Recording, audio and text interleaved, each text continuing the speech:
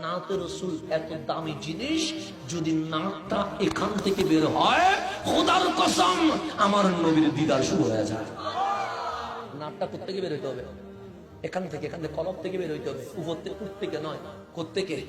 এখান থেকে। সেই জন্য আমি মিশরের মধ্যে আলেকজান্দ্রিয়ায় দুইটা মাজার একসাথে, মানে দুই কবর এক মাজারের ভিতরে, একজনের নাম শরফুদ্দিন বুসুরি, নাম শুনেছেন? শরফুদ্দিন বুসুরি। আরেকজনের নাম আবুল আব্বাস আল মুরসি। দুইজনই আশিকে রসুল। আবুল আব্বাস মুরসি বলছে, আমি যদি চোখের পলকের নবী না দেখি নিজেকে মুসলমান মনে করি না। কারণ মুমিন তো সে যে 24 ঘন্টা কামলিওয়ালার দিদার নসিব করে। তার মানে আবুল আব্বাস মুরসির চোখের পলকের নবী দেখে।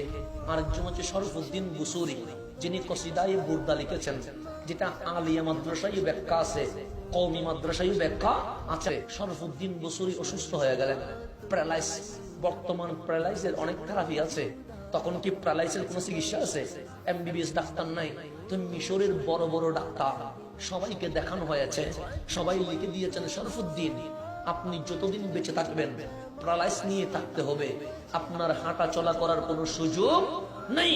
পা পর্যন্ত, কোমর পর্যন্ত অবশ হয়ে গেছে, এখন আর চলাফেরা করতে পারে না, হয়তো বা বসে না হয় শুয়ে। এখন এইভাবে কি একজন মানুষের জীবন যেতে পারে? শরফুদ্দিন বসুরি চেয়ারে বসছে, সামনে টেবিল, তো অবশ হয়েছে তো কোমর পর্যন্ত, হাত ঠিক আছে, কলম আর খাতা নিলেন।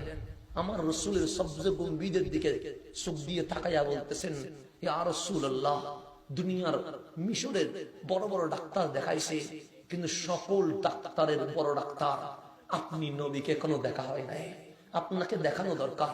কিন্তু আমার প্যারালাইস, আমি মিশর থেকে মদিনায় আসার কোন সুযোগ, তবে আমার বিশ্বাস যদি আশেক ডাকার মতো ডাকতে পারে, কামলিওয়ালা মিশরের আওয়াজ মদিনা থেকে শুনতে পারে। এটা শরফুদ্দিন বুসুরির বিশ্বাস, আকীদা। এখন লিখতেছেন, মাওলায়া সাল্লি ওয়া সাল্লিম দাইমান আবাদা। রাসূলের শানের নাত লিখতেছেন, নিজেকে বড় ছোট বানায়া দিচ্ছেন, নিজেকে বড় ইনকিসারি করতে লাগলেন। লিখতে লিখতে লিখতে পৃষ্ঠা শেষ হয়।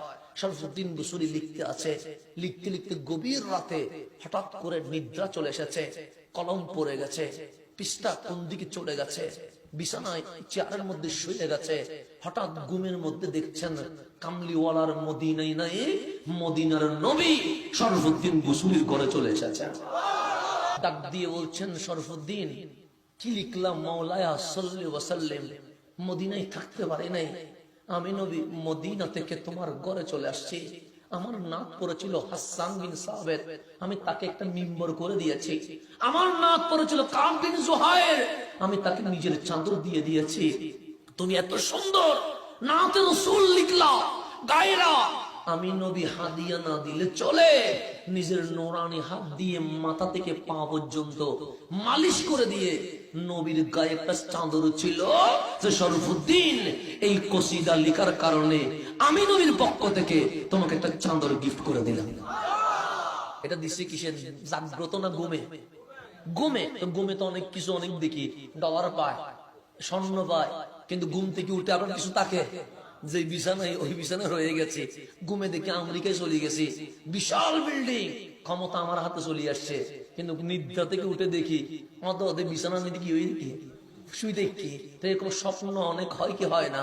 হয়। কিন্তু আমার রাসূল বলছে, স্বপ্ন সত্য হতে পারে, মিথ্যাও হতে পারে।